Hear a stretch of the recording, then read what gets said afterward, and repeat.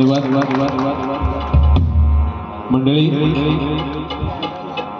अगदी वयाच्या 21व्या वर्षी संत ज्ञानेश्वर संपूर्ण विश्वाची माऊली होऊन गेली मंडळी. आणि विश्वाची माऊली झाली, मात्र जेव्हा भगवंताचं दर्शन झालं, विठुरायाचं दर्शन झालं, त्यावेळेस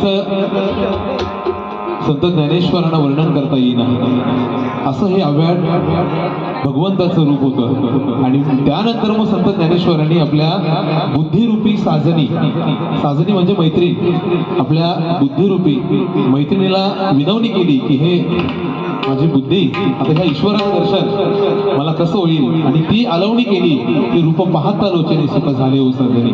सुंदर अशी ताईने या ठिकाणी रूपावली सादर केली.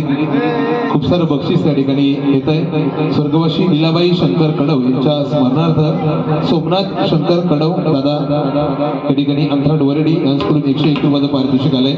विठ्ठल कोलंबे कोलिवली दादांकडून 151 रुपयाचं पारितोषिक आलंय.